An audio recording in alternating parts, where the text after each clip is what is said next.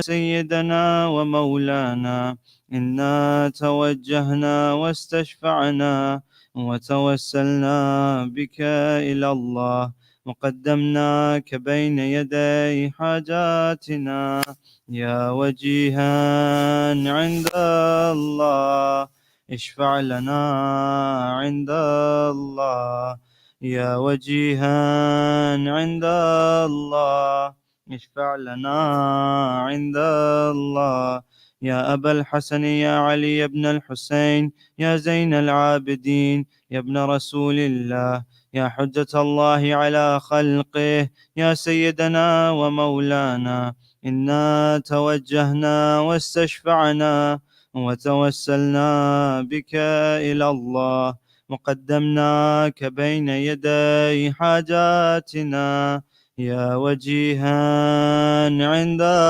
الله اشفع لنا عند الله يا وجيها عند الله اشفع لنا عند الله يا أبا جعفر يا محمد بن علي أيها الباقر يا ابن رسول الله يا حجة الله على خلقه يا سيدنا ومولانا إنا توجهنا واستشفعنا وتوسلنا بك إلى الله وقدمناك بين يدي حاجاتنا يا وجيها عند الله اشفع لنا عند الله يا وجيها عند الله اشفع لنا عند الله يا أبا عبد الله يا جعفر بن محمد أيها الصادق يا ابن رسول الله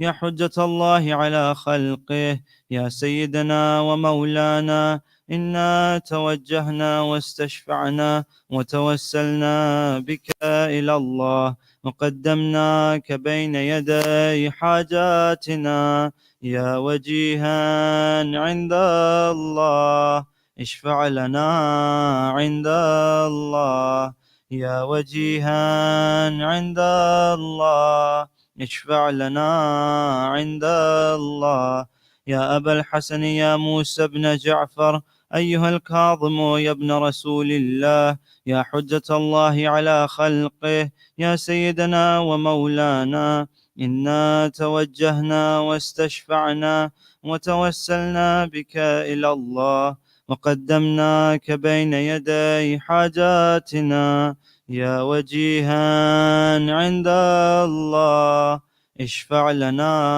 عند الله يا وجيها عند الله اشفع لنا عند الله يا أبا الحسن يا علي بن موسى أيها الرضا يا ابن رسول الله يا حجة الله على خلقه يا سيدنا ومولانا إنا توجهنا واستشفعنا وتوسلنا بك إلى الله وقدمناك بين يدي حاجاتنا يا وجيها عند الله اشفع لنا عند الله يا وجيها عند الله اشفع لنا عند الله يا أبا جعفر يا محمد بن علي أيها التقي الجواد يا ابن رسول الله يا حجة الله على خلقه يا سيدنا ومولانا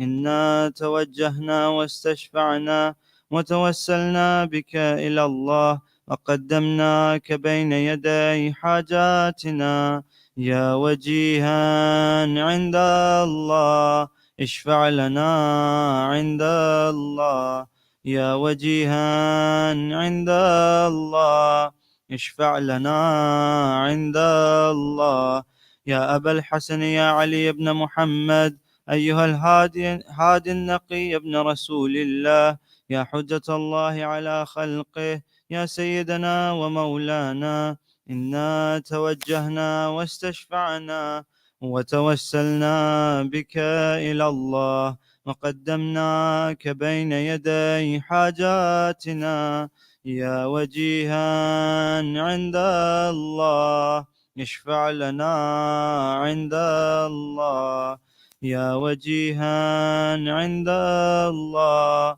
اشفع لنا عند الله يا أبا محمد يا حسن بن علي أيها الزكي العسكري يا ابن رسول الله يا حجة الله على خلقه يا سيدنا ومولانا إنا توجهنا واستشفعنا وتوسلنا بك إلى الله وقدمناك بين يدي حاجاتنا يا وجيها عند الله اشفع لنا عند الله يا وجيها عند الله اشفع لنا عند الله يا وصي الحسن والخلف الحجة أيها القائم المنتظر المهدي يا ابن رسول الله يا حجة الله على خلقه يا سيدنا ومولانا إنا توجهنا واستشفعنا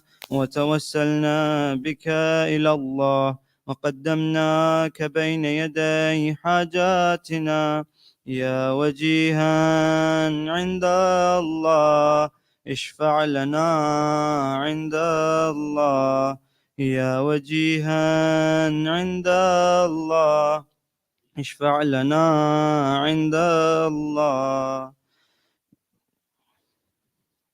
محمد وآل محمد صلوات.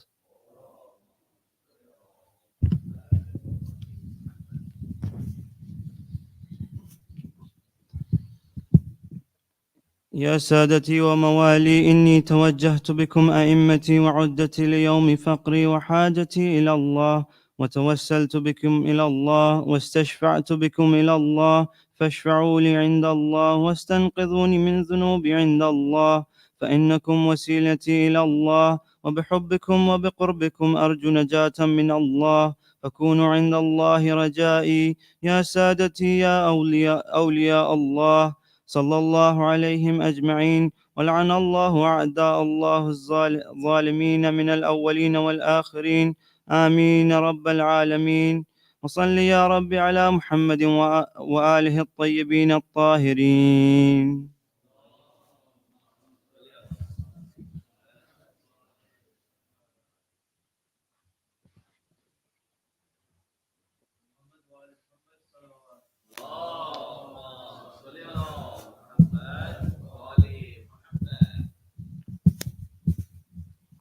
Mercy की चंद अशार दुरूद बीजिएगा मोहम्मद वाले Mohammad.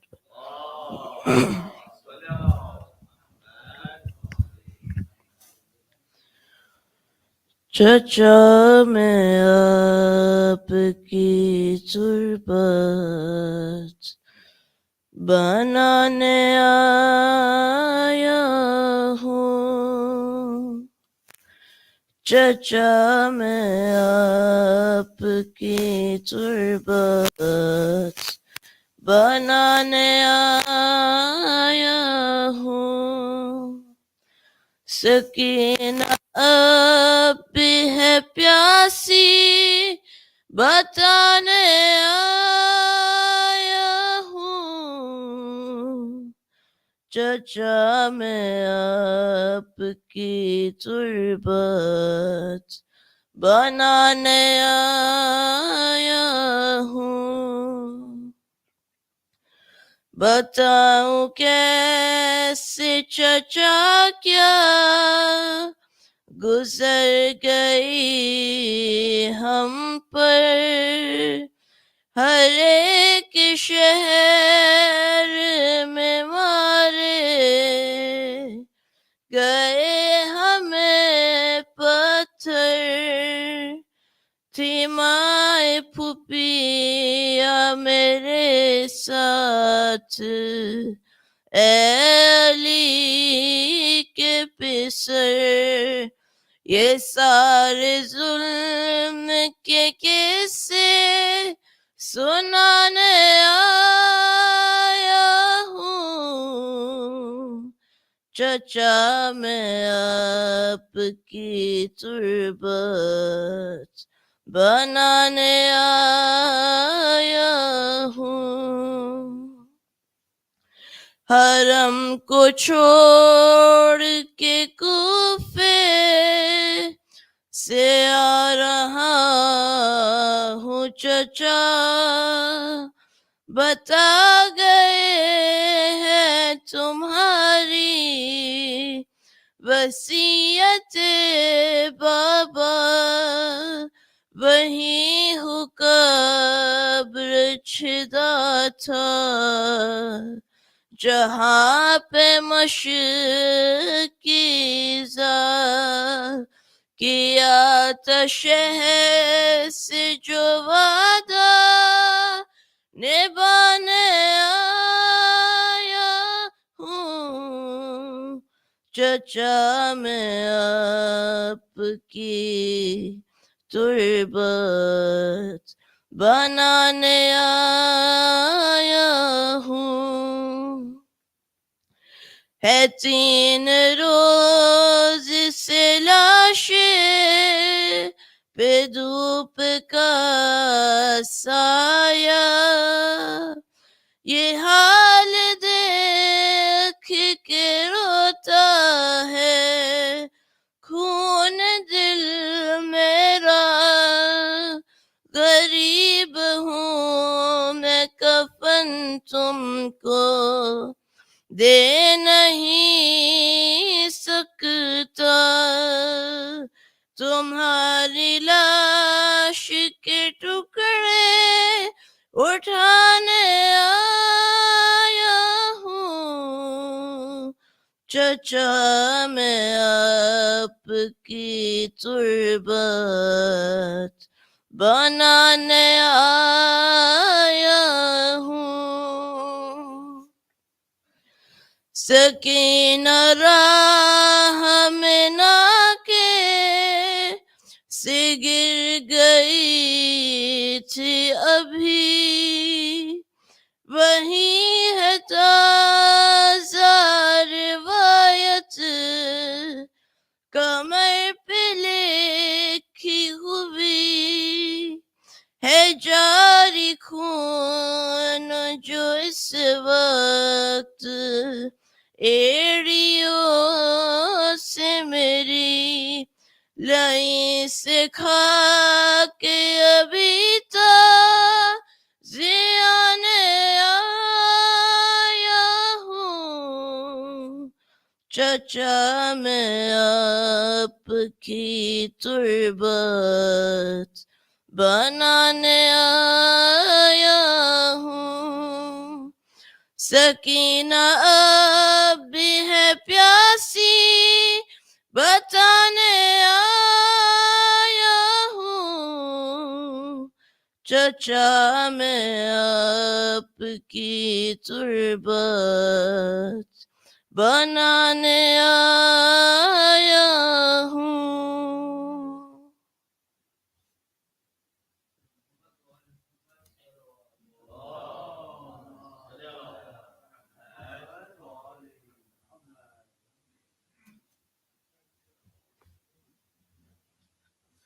صلوات بآواز بلند۔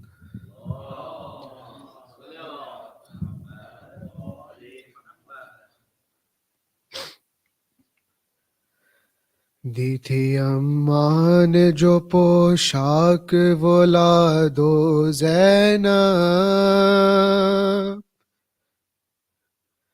اپنے ہاتھوں سے کفن مجھ کو پہنا دو زینب، دی تھی اماں نے جو پوشاک وہ لا دو زینب،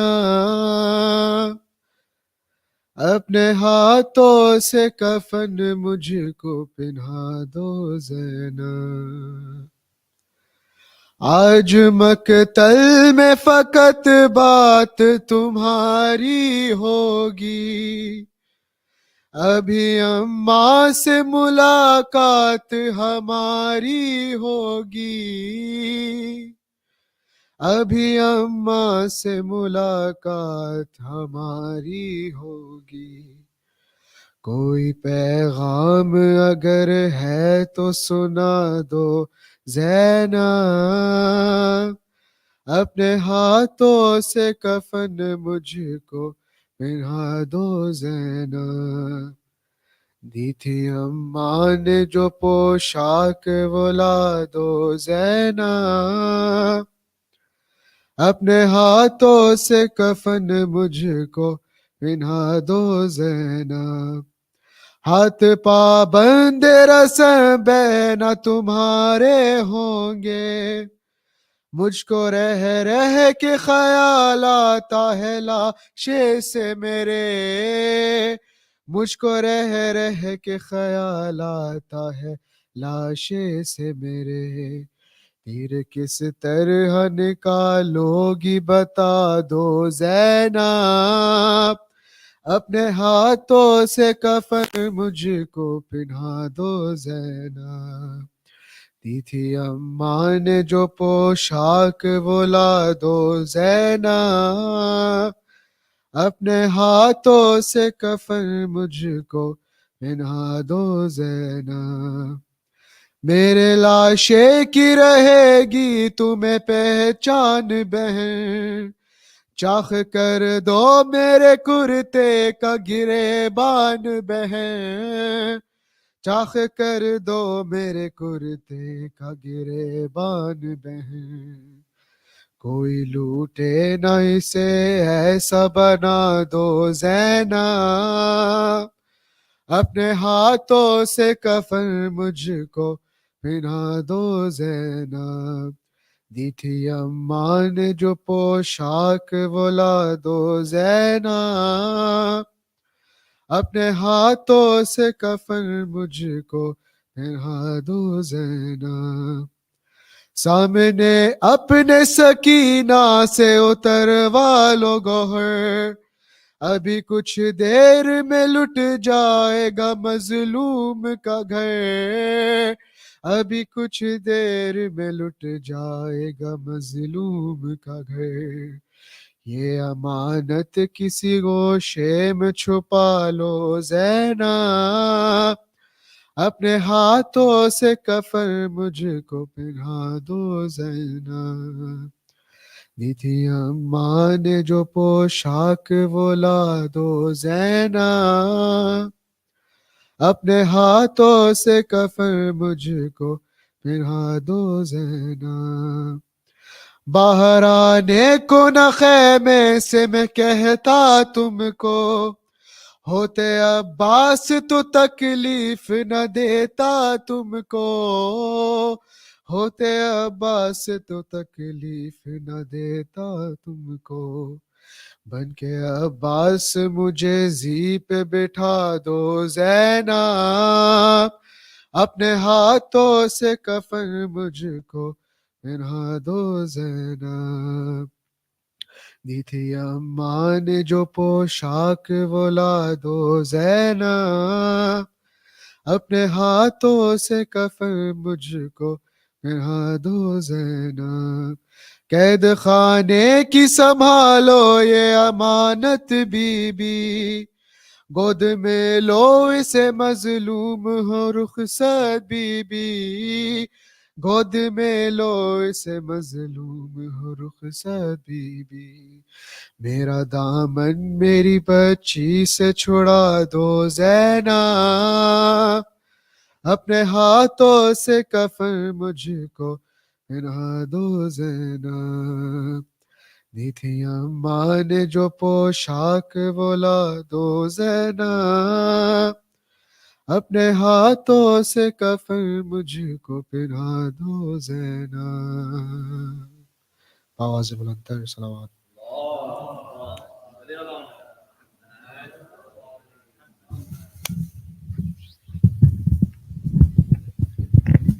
This is a quick introduction to Syed Imran. He studied in the Hawza of Qum between 2012 to 2021, whilst also concurrently obtaining an MA in Islamic Studies from the Islamic College of London in 2018. He's also attended the Dars Kharij of Usul and Fiqh in 2018, and he's also currently completing his Masters of Education at the University of Toronto, and is also the head of a private faith-based school in Toronto, as well as an instructor at Mizan Institute and Mufid Ceremony. I'd like to invite Syed Imran now to deliver his lecture on Adab and Akhlaq. but Muhammad wa ali Muhammad salawat.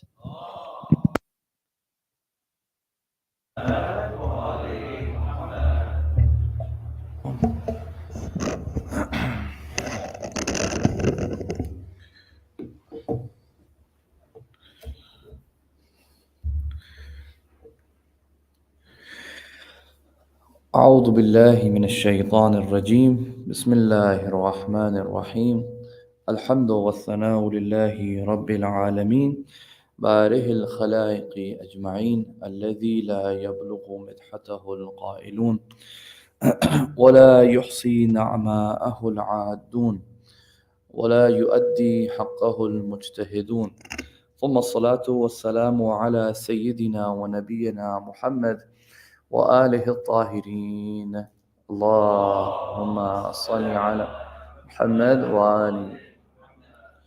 أما بعد فقد قال الله تعالى في كتابه المجيد وقوله الحق بسم الله الرحمن الرحيم قولوا للناس حسنا صلوا على محمد وآل محمد اللهم صل على محمد وآله. Assalamu alaikum, dear brothers and sisters. First and foremost, I want to thank the Panjtan community and the Husseiniya and also the youth who have facilitated this program and have me over at their mosque. It's an honor to be here, and inshallah, I hope that these next 3 nights that I'm delivering the majalis, I hope that they're something beneficial, inshallah, for all of us. The topic that we have put on the title of the poster is Adab and Akhlaq. And basically, just a little bit of a context to this topic. The original series that I presented was about 10 sessions long. And I'm going to, inshallah, try and summarize just the key points and some key examples in the next 3 nights. As the brother mentioned, I'm leading a school in Toronto called Al-Hadi School. And part of the Islamic school's vision is to do something called holistic training of children, which is just a fancy word of saying tarbiyah. And when it comes to tarbiyah, one of the main things that we try to build and develop in the children is character education and identity, basically developing an Islamic identity.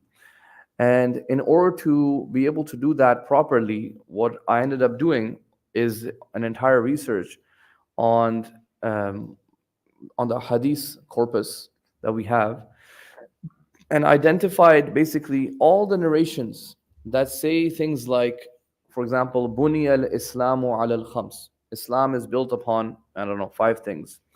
Alamatul mu'min are, these 3. The signs of a mu'min are this. Alamatul shia are this, for example. So almost 140 ahadith we discovered, these narrations that have this ibara in them. Islam is built on these things. The sign of a mu'min are X, Y, Z. And we extracted a lot of the concepts out of them. And anyways, long story short, we did a whole analysis on them, and we figured out the main concepts that are mentioned in the teachings of the Ahlul Bayt, which are a high priority in terms of what is required to be a Muslim. I'll give you just an example, just to kind of make you understand why this is important. When I returned back from Iran, obviously I'm in my house, and in front of our house is a park. So I took my kids out in the park, and obviously now there's no one, many people are not wearing hijab outside. In Iran, my children are seeing everybody with hijab. So now when they go outside, they see some family, let's say from Egypt, there's a neighbor we have. So my daughter goes, "Oh, Baba, they're not Muslims." And I was like, "Why did you say that?" Say, "Oh yeah, because they're not wearing hijab." So now, I have to answer this question, because guess what? They are Muslims, right? And they're claiming to be Muslims, but they're not wearing hijab. So in the mind of my daughter, she has equated the Muslim identity with the hijab. And if you don't wear the hijab, then it equals you're not Muslim. So now how do you answer this question? Because on the one hand, hijab is obligatory in Islam. But on the other hand, you are realizing that we're not doing takfir of the person who is not wearing hijab. So that means you can be a Muslim and then not wear a hijab. So how do you reconcile this concept? So you see, like, the research helps you understand these type of dilemmas, which many of the youth probably are going through and encountering. So, as part of the character education in schools, the teachers need to be trained in understanding what the high priority identity markers are for an individual and for a Shia community. So, what we did is we did alamat of a Muslim and a mu'min and then a Shia. Okay, so these are three different levels. Okay, so, anyways, in that discussion, one of the things that is related is this idea of Islamic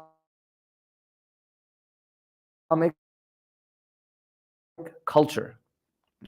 Half of them, don't get married because of it, or when they do get married, then the parents have their own, demands on how the wedding has to take place, and all this culture. Oh, mama, they all say, Malana, please talk about Islam versus culture. How can we get rid of this culture? Our parents bring this culture, so especially in South Asian communities, it's a big deal.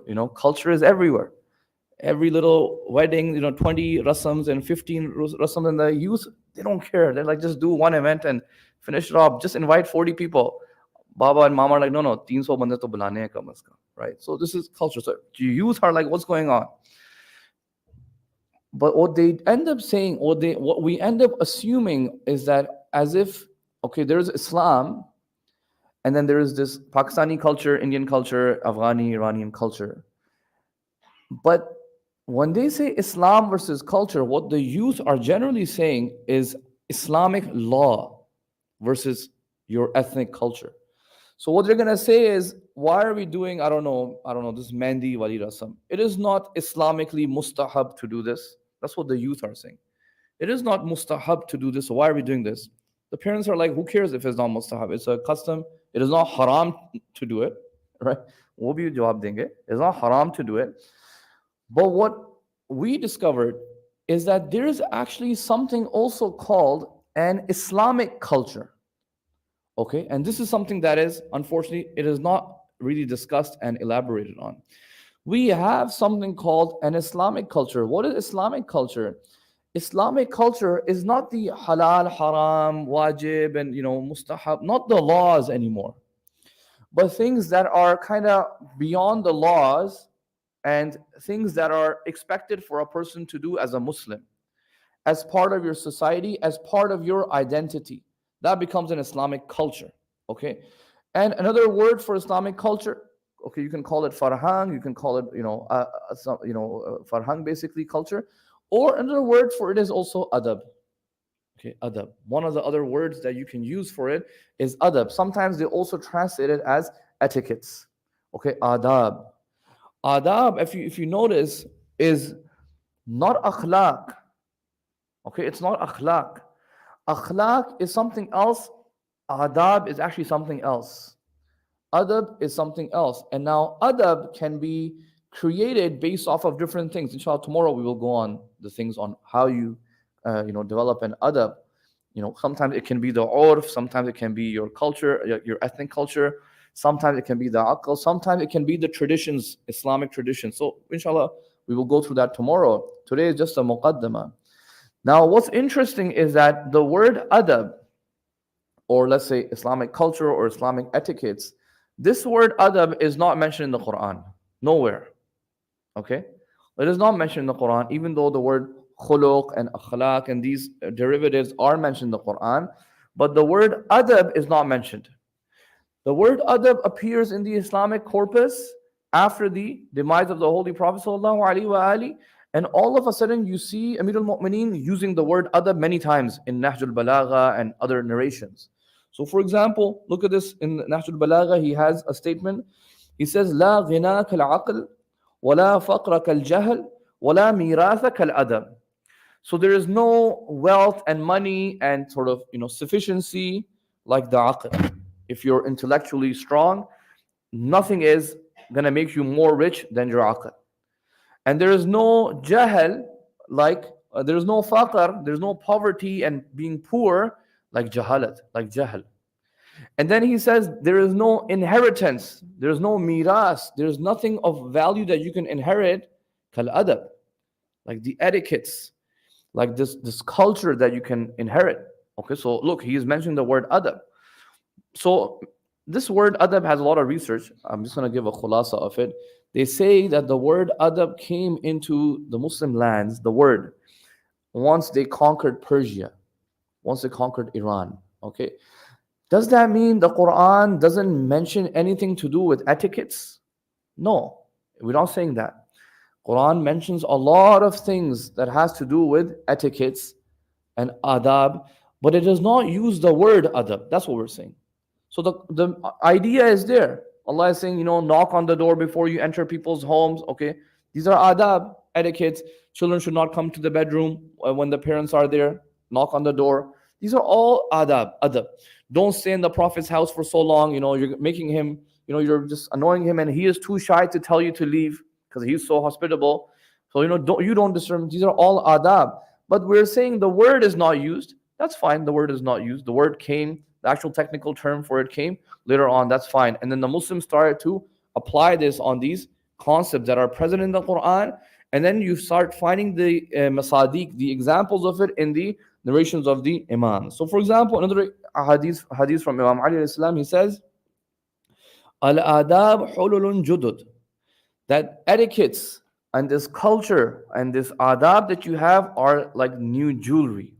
Okay, so jewelry, if you notice, has to do with beauty and zina and beautification. So he is connecting this idea of adab and culture to what?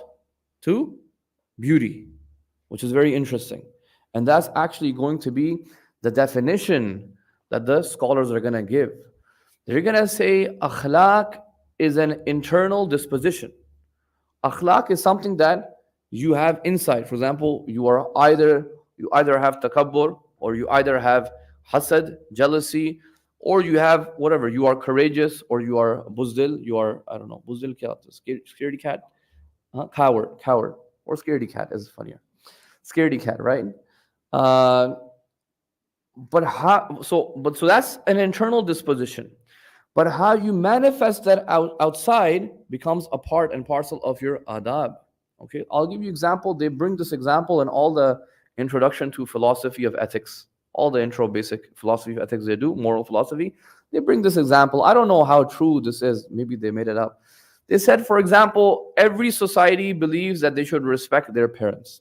Okay, so this is an internal disposition that every person in every society has, that I respect my parents. So I have respect for my parents.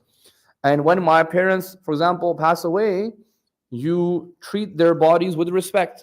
For example, the Muslims will go and they will do the ghusl and the janazah and everything, and they will bury them very nicely in the grave. This is out of respect. Okay, we're not going to just leave the body like that. So they say, apparently there's a group of some Eskimos that used to live somewhere. As I said, it's just an example they keep bringing. I haven't done any research if this is real. But these Eskimos would resort to cannibalism. Okay? And when someone said, what are you doing? This thing, out of respect. Out of respect for the bodies of our parents, we resort to cannibalism. So you see, both groups and all human societies, they are both citing respect. We are respecting our parents. But in their culture, it's manifesting in a very different way. And in the Islamic world, it is manifesting in a very different way. So there's a whole discussion on, is there a right form of adab and a wrong form of adab, or is everything, sort of pluralistic and everything goes? No, we're not going to say that. We're definitely going to say, inshallah, in this series, that there is actually an appropriate type of adab that we should maintain in our societies as individuals and as communities. Okay, so that is the point over here, that look, adab and adab is a etiquette, and it is essentially a beautification of your amal. It is a beautification. So for example, you can sit, the child is okay, he's a child. But if one of the elders sits with his legs in front of me, I really won't mind. But I'm sure there's a senior subcontinent scholar, they will probably come down and, maybe kick you out. But if somebody just sits, with their legs in front of me like that, that's also sitting. You're also sitting. But you can sit with, let's say, your legs crossed, and now that same sitting form, you've given it a bit of more beauty to it. So you can sit, like that with your mouth open, drooling, looking at me, yawning. बैठे हुए हैं, लेकिन बैठने का अदब एक अलग चीज होती है, right? You have given it a beauty to it. So subhanallah, look how amazing this stuff works. So now you can walk in a way, but you can walk with an adab, you can sit with adab, you can eat with adab. Look at the way kids eat and look at the way you eat. Okay, why is it more beautiful when, let's say, a mature, or like these people in the army, they have their whole code of conduct, you know, how to eat, and you cannot put both the arms on the table, and they have an entire etiquette that they have developed, and they look marvelous, and there's this beauty to it. Okay, so what we're trying to argue is that yes, these are all nice, good cultural things, but we're gonna try and argue that guess what? Islam itself also has its adab. Not all of the adab comes from your ethnic culture or your culture of your community or your location or geography. Islam itself has established certain principles that you must be aware of in order to create a better culture for yourselves and better identity for yourselves. So inshallah, if you have salawat, we'll move forward with this discussion. Muhammad wa ali. One point I have written here is that you can deal with, so pay attention to this. You can deal with someone that has bad akhlaq, but not with someone that has bad adab. Okay? Because remember, I said I defined akhlaq as an internal disposition. So let's say someone truly has jealousy towards you. So that's an internal disposition. But let's say they behave with you very nicely. So as long as their hasad is not going to manifest outside, you can tolerate this person, and that's perfectly fine. So akhlaq, sometimes even the bad akhlaq person, if they keep it inside, you can deal with it. But the moment the adab and the adab becomes horrible, then you're going to basically not be able to tolerate this person. Okay, if they start using, let's say, foul language, if they start, physically behaving with you in a way that's uncomfortable, okay, if they start saying to you things which are making you uncomfortable, all of these things are going to come under bad adab. Okay, and these are things that you're not going to be able to make an exception to. So now, where are the 4 places in the Islamic books where adab is discussed? Okay, because the ulama discussed it. Okay, where did they discuss it? They discussed it in 4 different areas. Okay, 4 areas. They said one place where adab is to be discussed and it is to be studied is in your personal conduct. Okay, so personal conduct, for example, the adab of eating, sleeping, drinking, walking, and all of these little things that you do on a day-to-day basis. The ulama said all of these also have a certain adab to them. And they have written many books on this. So ulama, Shia ulama, they have written many books. Hilyatul Muttaqeen and these type of ulama majlis, book. They have written these books where they have compiled the ahadith and also sometimes opinion of the fuqaha and ulama on how to give beauty to your sleep, how to give beauty to your eating and way of sitting and way of whatever drinking. So this is to do with your personal conduct, personal. In our lecture tomorrow and the day after tomorrow, we're not going to talk about this. But this is something that is already there. You can read books on this. A second place where adab is discussed is in sort of personal relationships, two-way relationships. So for example, the adab of a child towards their parent. Okay, father-son relationship, or mother-daughter or father-daughter, whatever, parents with their children. What is the adab? What are the adab of parenting? What are the adab for a child to behave with their parents? Okay, for example, in our adab, Islamic adab, it is wrong. You cannot say uff to your parents. Okay, that is part of the adab of Islam. Like, you cannot say uff. You cannot do like a sigh, in a way where you're going to cause them harm and discomfort. It is not allowed. Okay, but uff is just an example. Let's say raising your voice loudly. I'll give you an example. Raising your voice loudly to your parents, okay, you're not angry, just talking loudly to them. What are you doing, Baba? If you ask for a fatwa, the faqih will say, no, this is not haram. It's not haram for a child to just talk loudly in let's say, in a response. I'm not saying they are being angry at the parent. They're just talking loudly. Okay. But in our adab, they will say, look, it's not appropriate. Are you talking to your father or your friend at school? Right? What are you talking to? Like, have a little bit of understanding that this is your father. Okay, humble your voice a little bit, lower your voice a little bit, have some respect. That's the first thing we say, have some respect. Okay, even though if you go for the fatwa, which many children might do, oh no, give me the fatwa, it's not haram to talk like that. Look, go beyond the haram halal. Like, don't just stick with the what is wajib, what is haram. We're talking about creating a culture right now, creating the adab, giving your actions some beauty to them, right? So look, there's adab discussed between relationships, so your parents and children, or for example, teacher and students. Okay, teacher and students. I don't know, maybe some of you immigrated over here from when you were younger and you were at school. But for example, when I immigrated to Canada, the first thing we used to do when a teacher used to ask us a question, we would stand up and answer the questions, right? Because in our countries back home, it is from the adab. Okay, from the adab that when your teacher is asking, you stand up and you respond. Within a week or so, when you come here, you kind of assimilate and you stop doing that because everyone's laughing at you. I'm not saying that's right or wrong, but I'm saying it is part of a culture that a teacher has some respect. Okay, so even over here, our ulama wrote books. Munyatul Murid, for example, is a very famous book. It is translated into English on the relationship between teacher and students and student and teacher. So I mean, that book, some of the examples are a little bit old. When don't get off your camel before your teacher gets off. So it's a little bit of older book. They have older examples, but the idea you can understand from the ideas from there, right? So that, or for example, husband-wife relationship. These are also relationships, adab between them. A person who is buying something from a person, like you are the customer and you are the thing. One of the adab that was there that the ulama used to do is that some of the ulama would not go to the stores themselves. They would send someone. Why? Because they would feel that if we go ourselves, the merchant, the person selling the product, they will see us and they will give us a discount.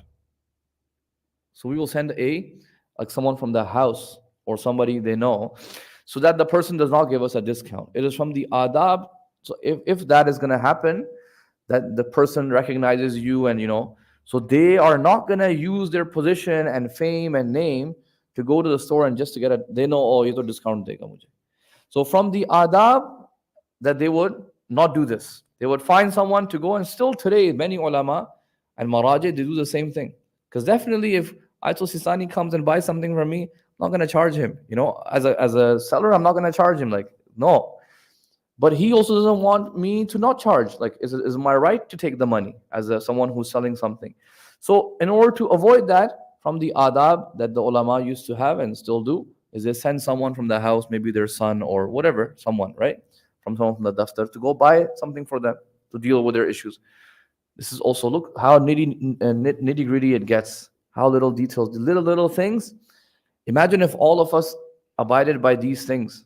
Look how beautiful your community's culture is going to become if you actually just paid attention to these little things. So even these specific relationships, father, son, student, teacher, we are not going to talk about it in these two sessions, right? Then you have a third one, which is adab in relation to Allah subhanahu wa ta'ala, in relation to God. Over there, you have many books, for example, Adab al-Salat, and how to pray, and how you can give more beautification to your ibadah. We're not going to talk about that either. What we're going to talk about is just your general relationship of one human with another human. And inshallah, that's what we're going to talk about tonight and the next 2 nights. Otherwise it's going to get too long. So we're going to just choose this to discuss that, look, you live in a society as a human citizen. And all around you, there are other humans as well. Okay, from different backgrounds, different ethnicities, different religions, different cultures. What are some of the adabi principles that we can take out from Islam, from the Islamic tradition, that can help us sort of live a life which is a life of which is beautiful, basically.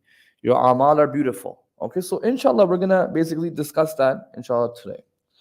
We're gonna start discussing it today, and inshallah, we will continue with it tomorrow and the day after tomorrow as well. Can we have a salawat, inshallah?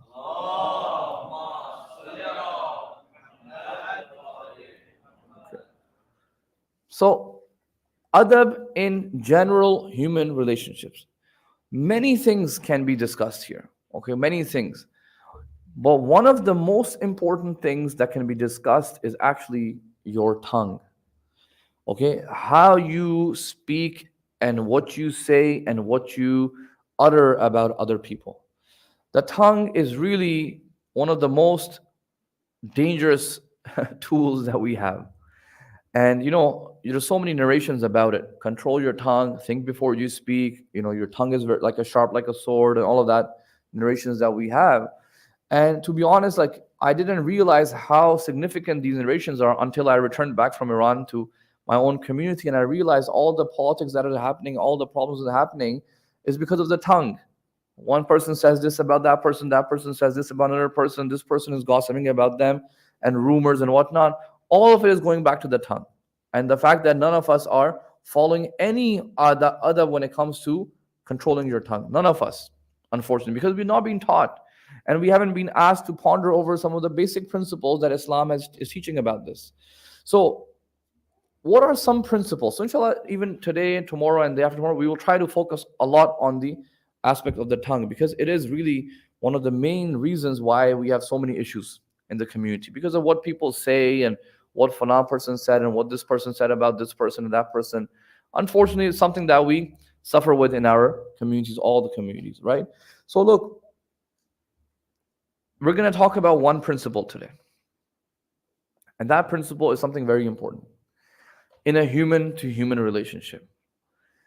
And that is that, look, if in order for your conduct, whether it's your behavior or whether it is your speech, to be considered beautiful Islamically, in an Islamic culture, there has to be an equilibrium, an equal footing on both parties in that relationship. Okay?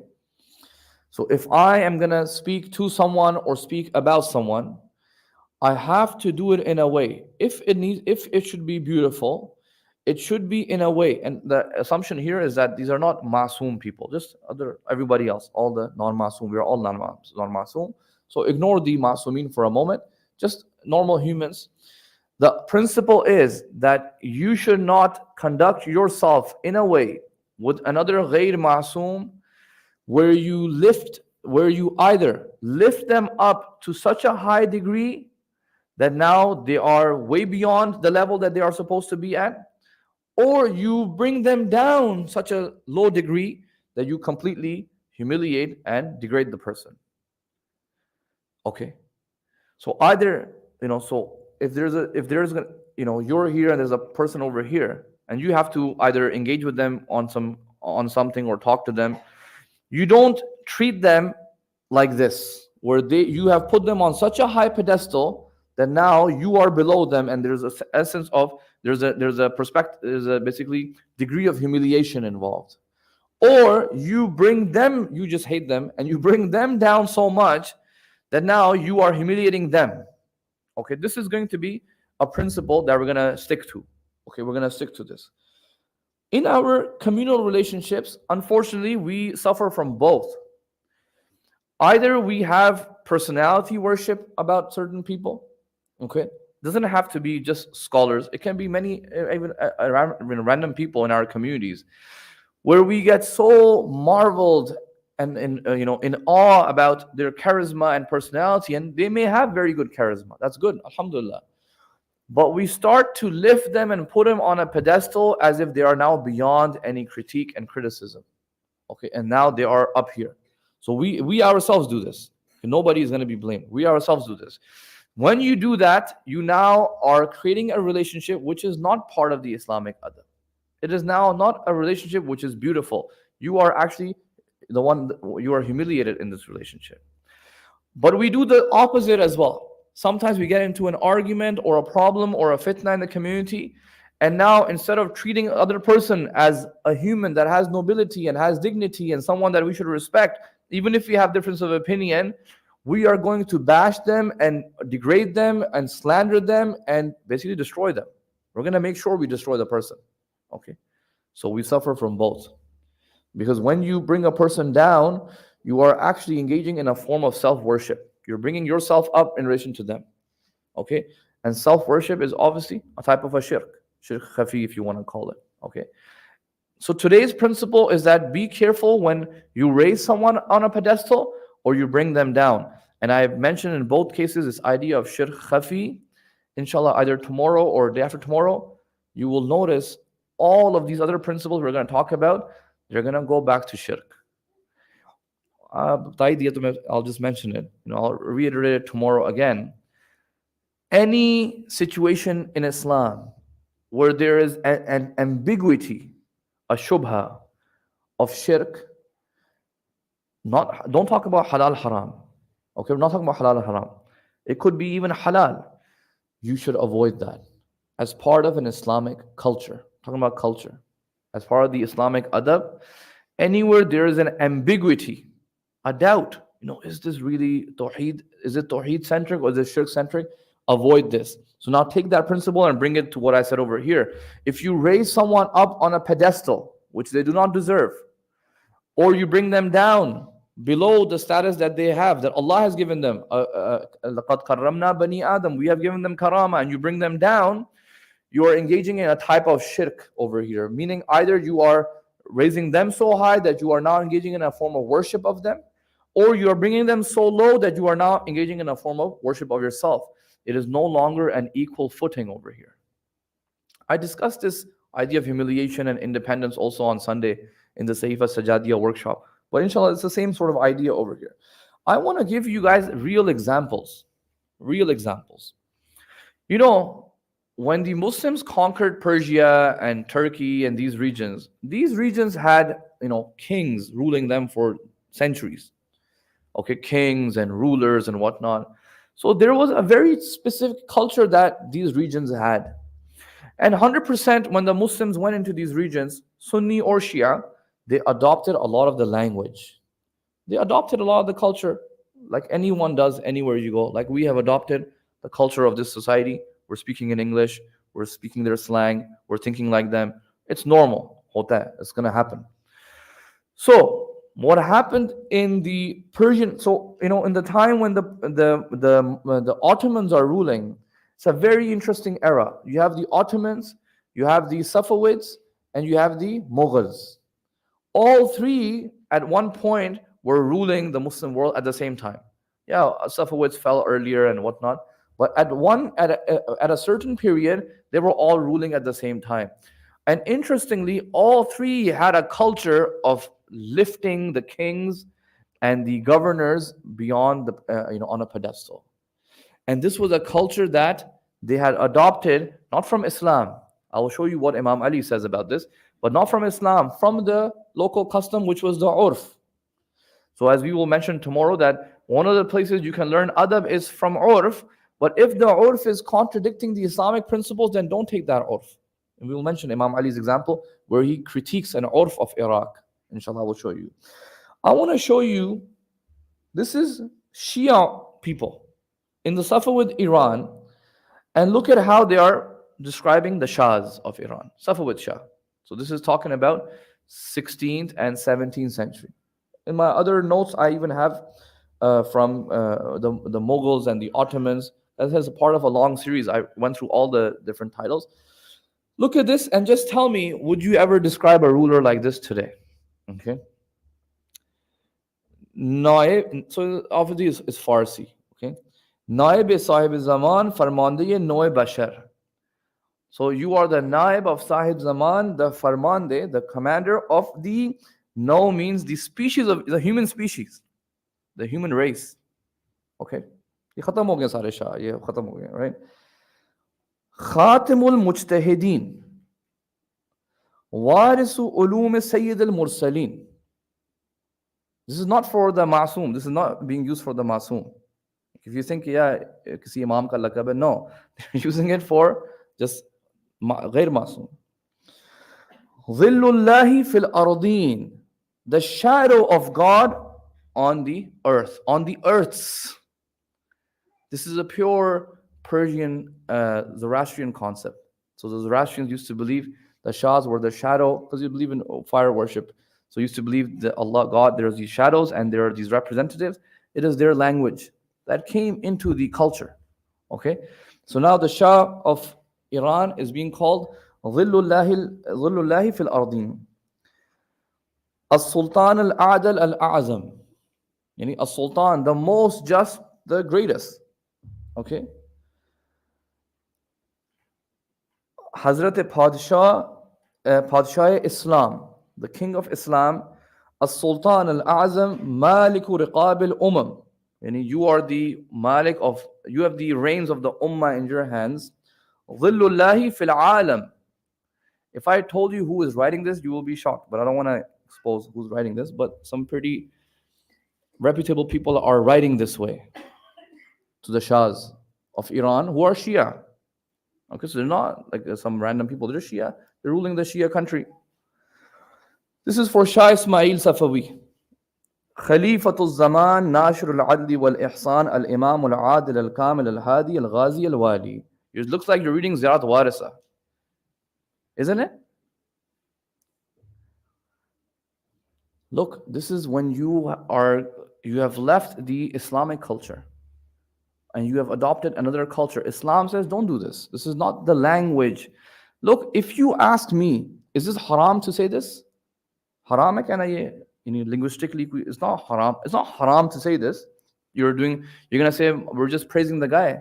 Yeah, we believe he is spreading adl, and he is adl and ihsan, and he is the imam. Imam meaning the ruler. Okay, he's adl. I believe he has adala.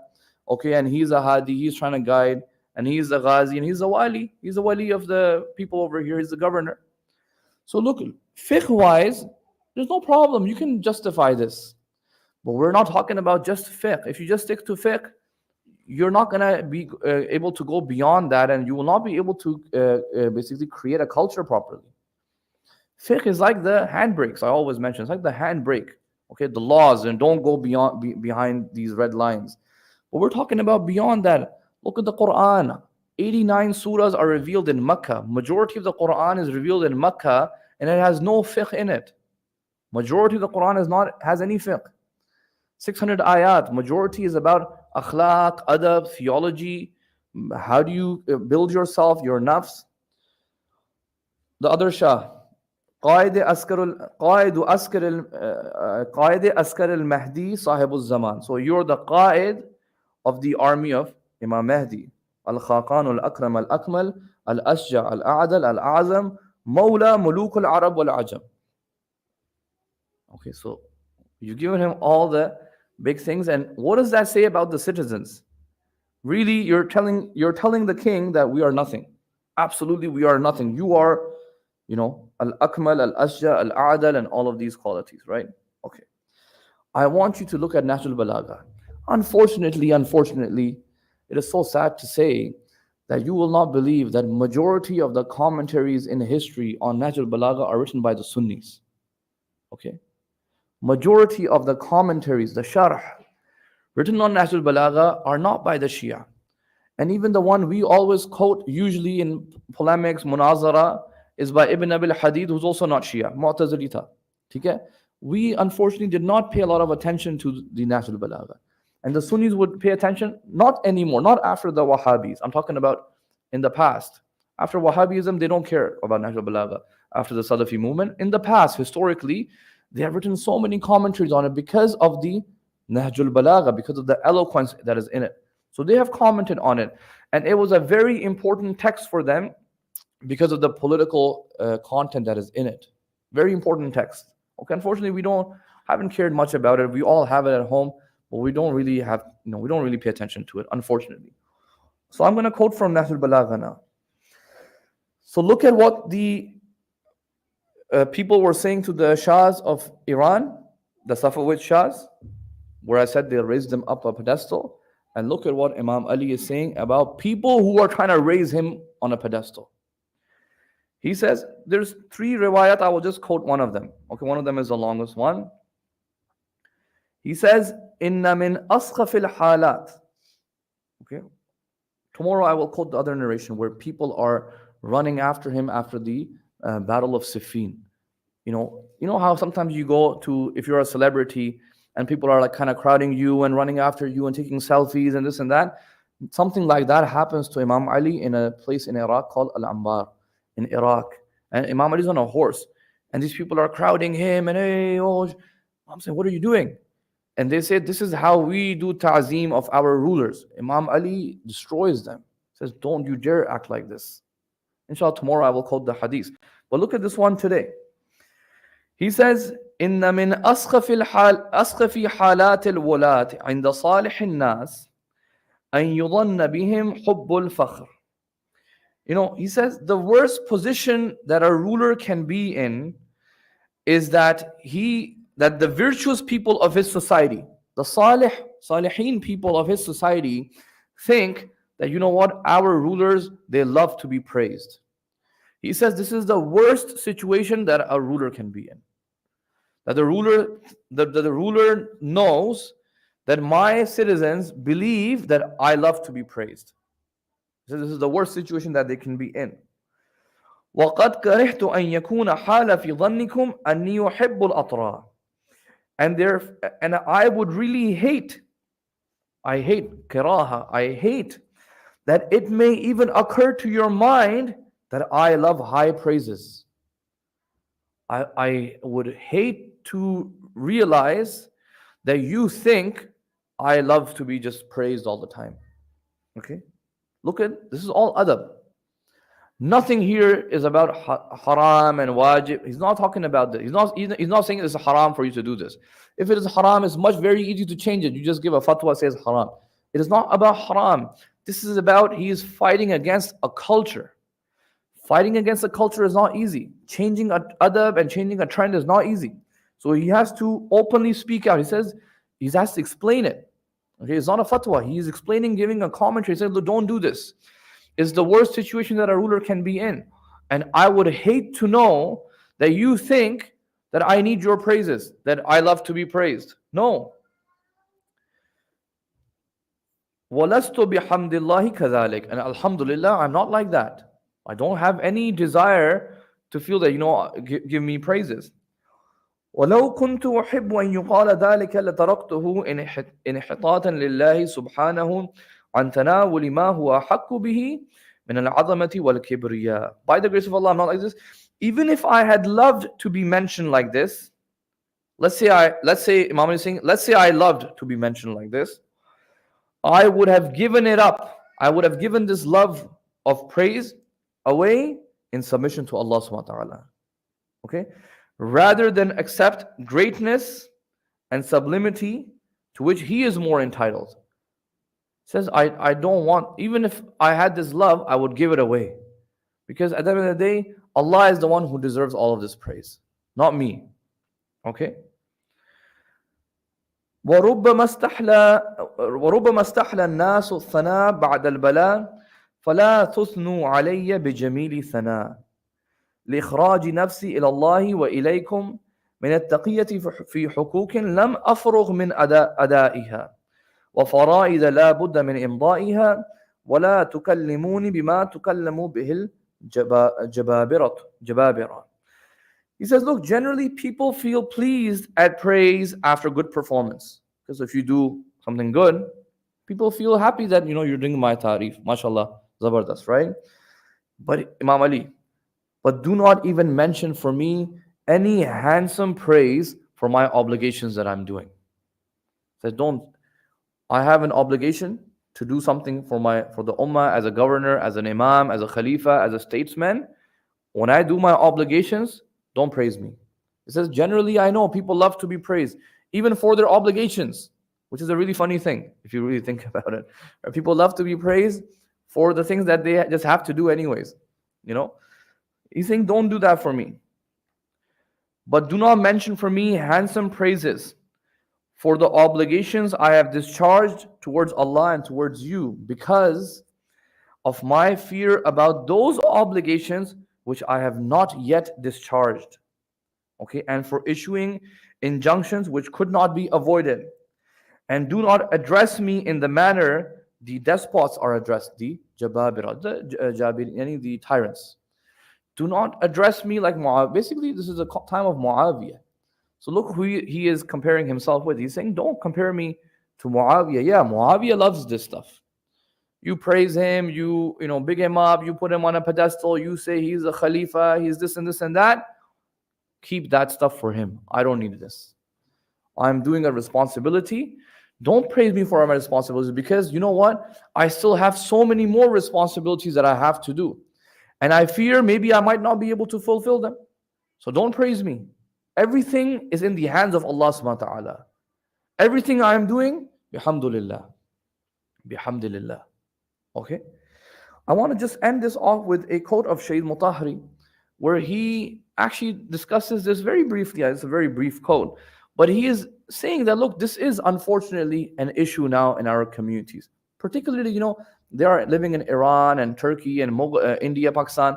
This culture was there from ancient times, from even before Islam. But Islam tried to change this, okay? But unfortunately, when Muslims went to these cultures, they adopted a lot of these things.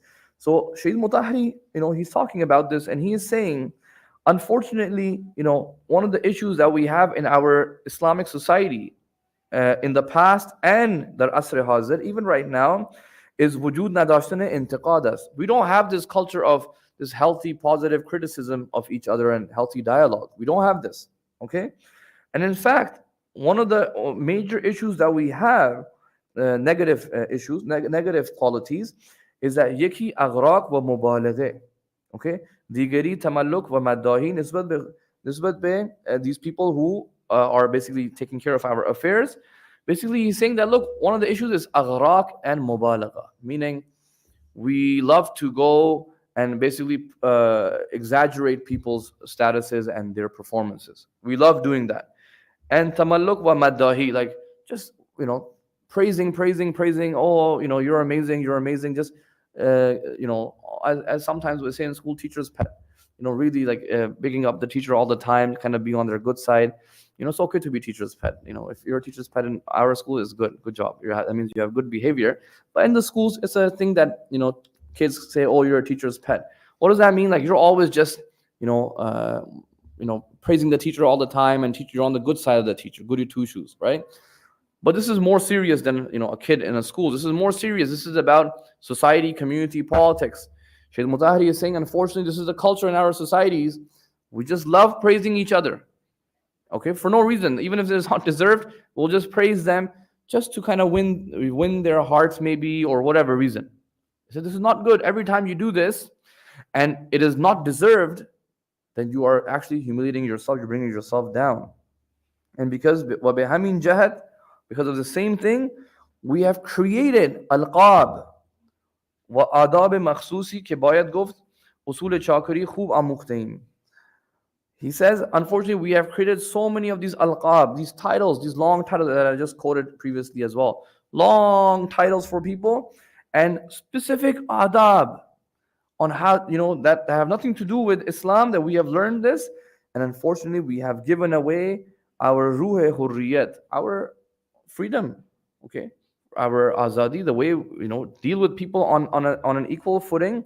Wa azadi wa azad manashi wujud dashta. So we don't have any more a lifestyle which is based on equal mutual respect with each other. Either we're going to lift the person up so high, or we're going to destroy the person really badly, okay? Many things. I think maybe in this session I didn't quote it, but I'll just quote it here because it is so relevant. But it was part of this entire Adab series. Another example, because I have some quotes from Syed Beheshti and stuff too. They say that, so look, who are the forerunners of the revolution? Like, Syed Mutahari, Syed Beheshti. But such an interesting story. They say when the protests were coming against the Shah, I forgot the Farsi, but it says something like, Mar Shah, something like that, Bali Shah Haram Zadeh ast. Okay, this was one of the protests that the people were doing. And Syed Beheshti condemned this. He said, no, are you crazy? You cannot say this about someone. This is the Shah of Iran that literally they are trying to remove, and all the zulm that he has done and all of the stuff that they have done, and they are the forerunners of this movement.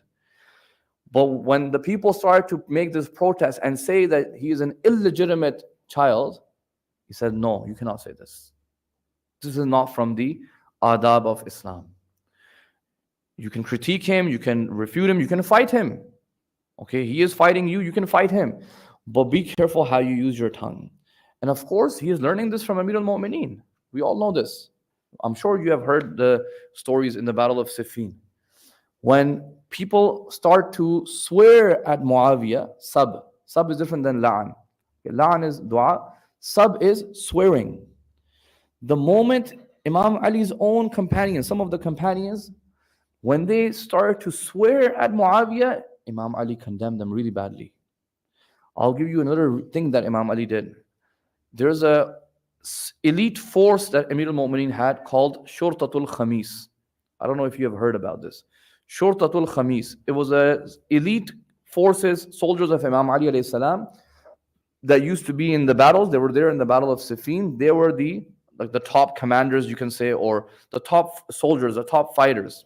And we have the names of some of the people who were in this elite force, right? Shurtatul Khamis.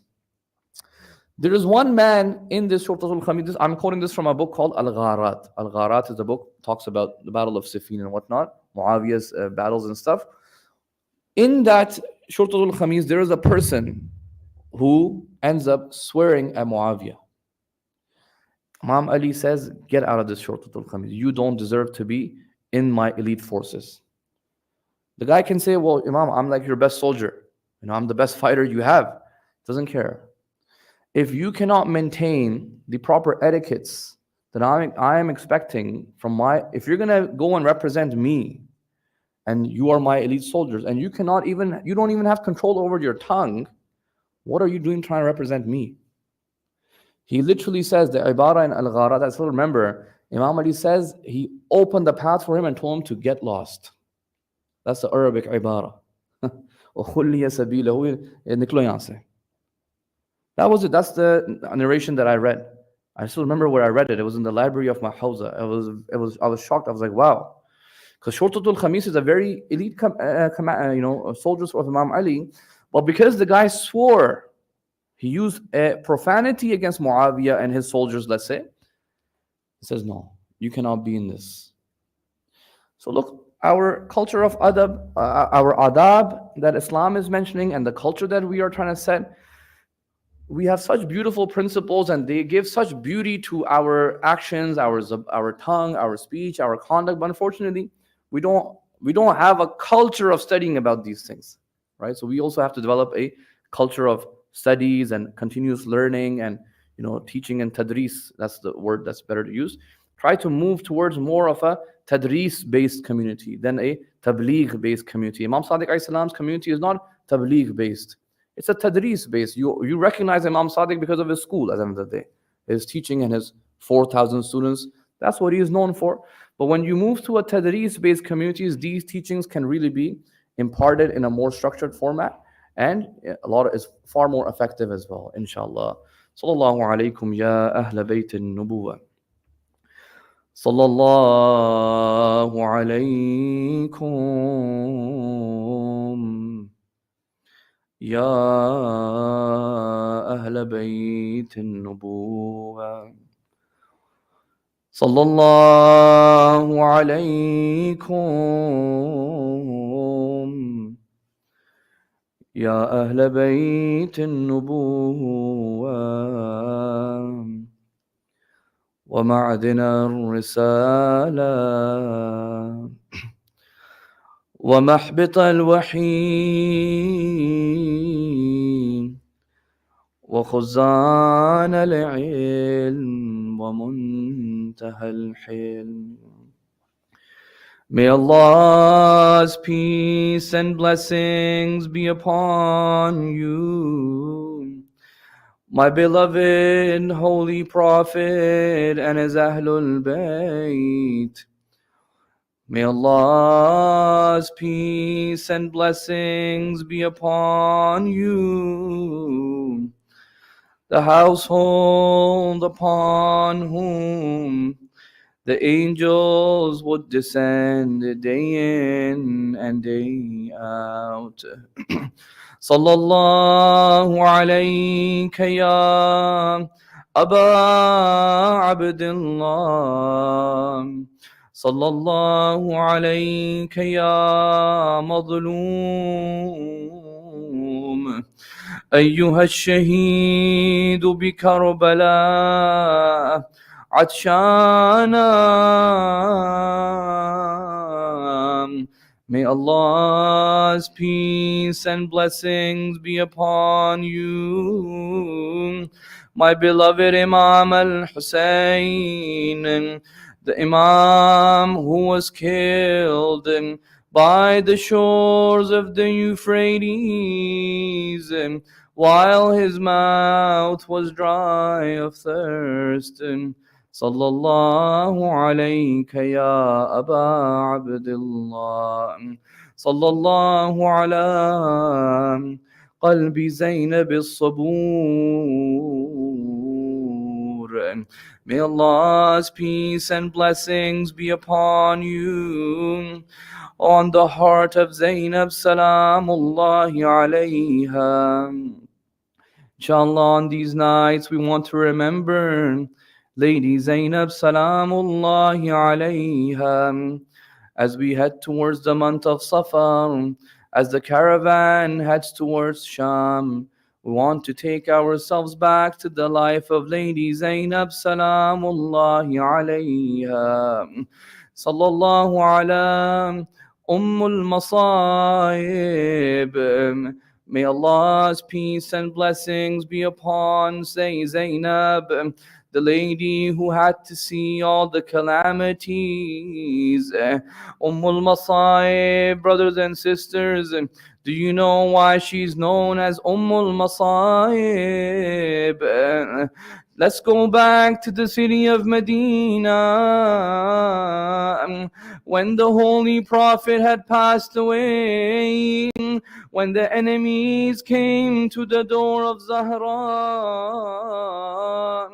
Zainab Salamullahi alayha, she was there just a young child, and she saw her mother inside the house being attacked and calling out, Ya Fidda khudini, Oh Fidda, hold my hand, I'm injured.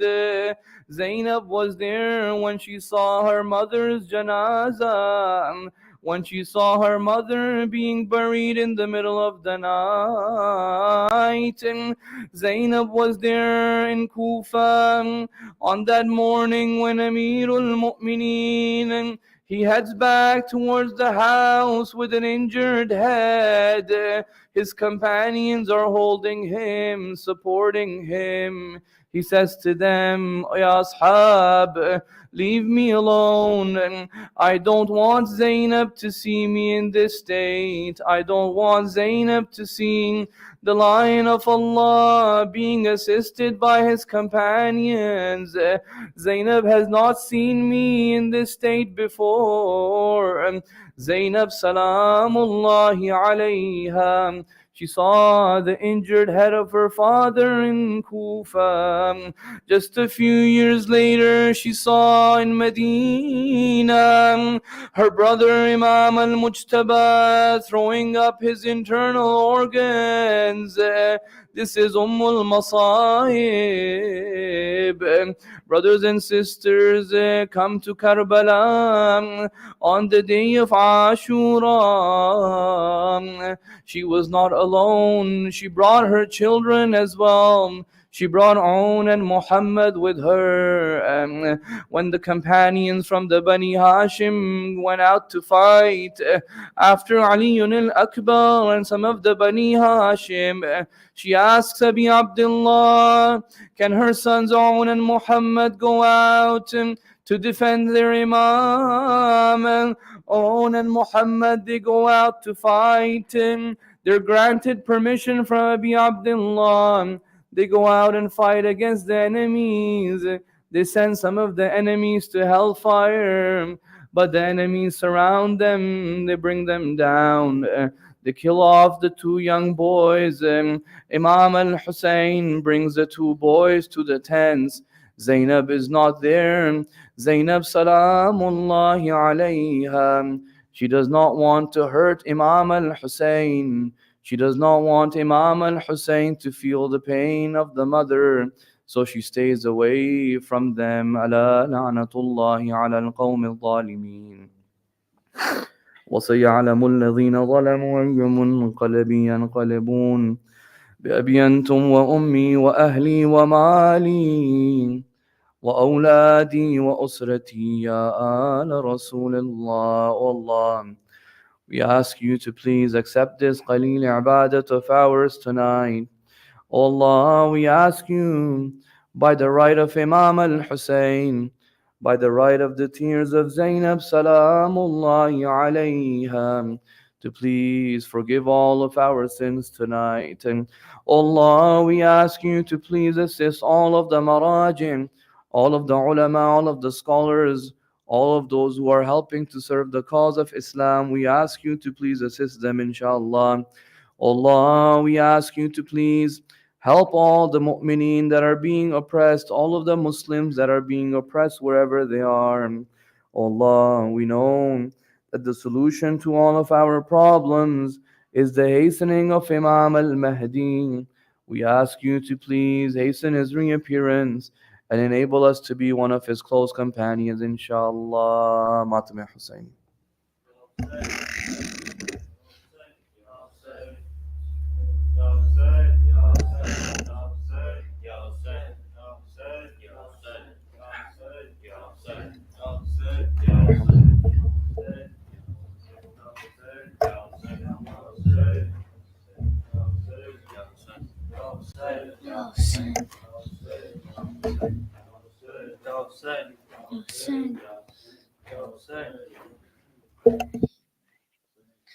عابد کو جہاں غش آتا ہے دروں سے جگایا جاتا ہے.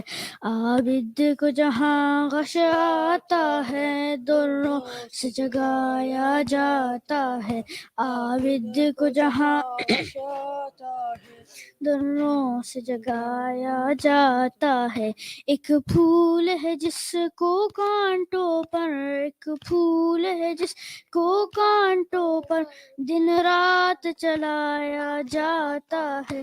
عابد کو جہاں غش آتا ہے گایا جاتا ہے. عباس کو جہاں غش آتا ہے دروں سے جگایا جاتا ہے. عباس کی غیرت سے اکثر عابد کی اسیری پوچھتی ہے. عباس کی غیرت سے اکثر عابد کی اسیری پوچھتی ہے. کیا 4 برس کی بہنا کو، کیا 4 برس کی بہنا کو زندان سلایا جاتا ہے. عابد کو جہاں غش آتا ہے دروں سے جگایا جاتا ہے. عابد کو جہاں غش آتا ہے دروں سے جگایا جاتا ہے.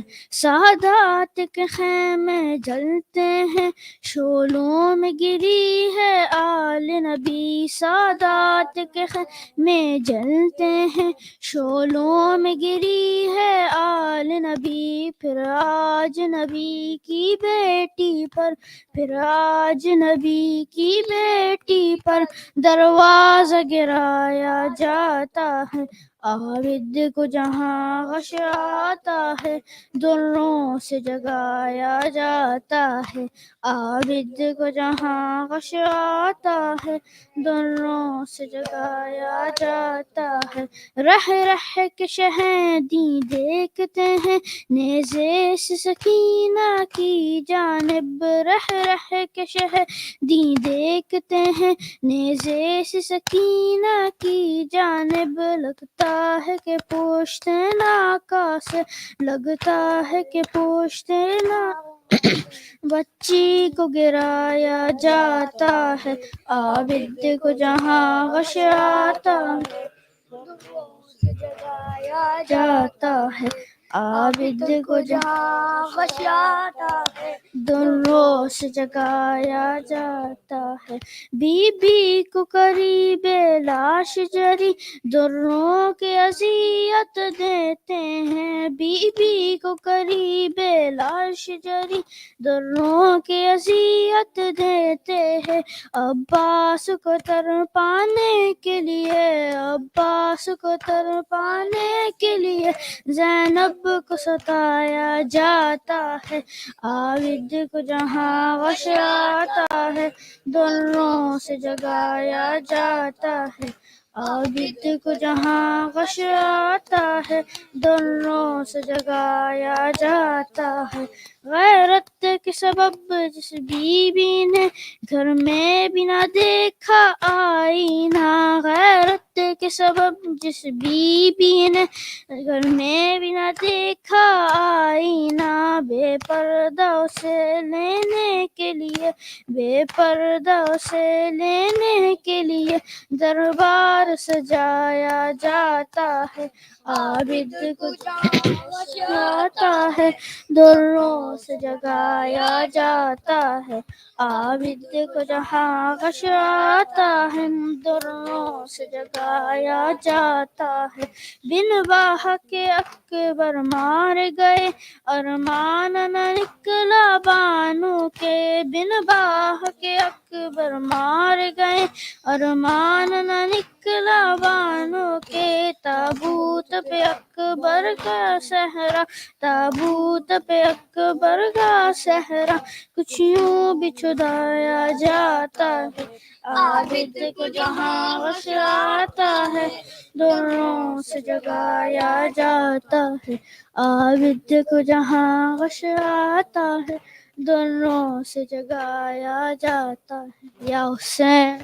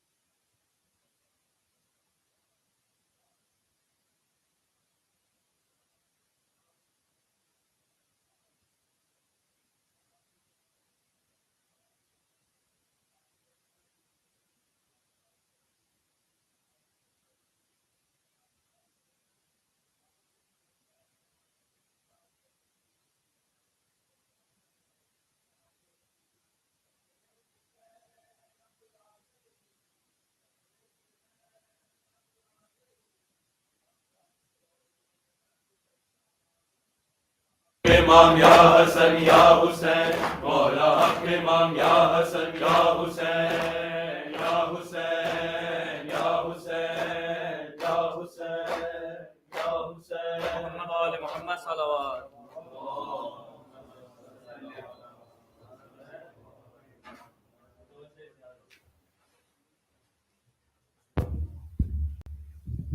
السلام عليك يا نبي الله، السلام عليك يا رسول الله، السلام عليك يا أمير المؤمنين، السلام عليك يا فاطمة الزهراء سيدة النساء العالمين، السلام عليك يا حسن المجتبى، السلام عليك يا حسين الشهيد، السلام عليك يا أبا الفضل العباس يا ابن أمير المؤمنين، السلام عليك يا فاطمة بنت أسد، السلام عليك يا خديجة الكبرى أم المؤمنين، السلام عليك يا زينب أم كلثوم، يا سكينة يا رقية يا كبرى يا صغرى يا فضة، السلام عليكم يا شهيدان كربلاء وسيران كربلاء، السلام عليكم جميعا ورحمة الله وبركاته.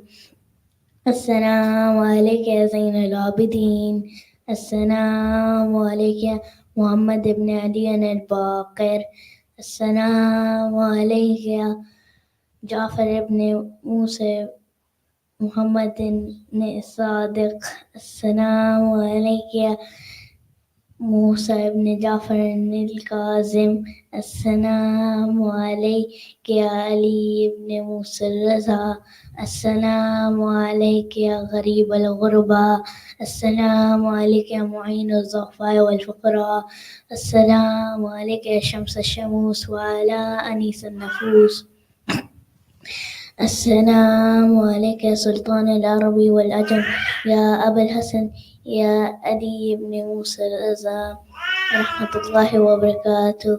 السلام عليك يا صاحب العصر والزمان، الأمان الأمان الأمان من فتنة الزمان، السلام عليك يا شريك القرآن، السلام عليك يا مظهر الإيمان،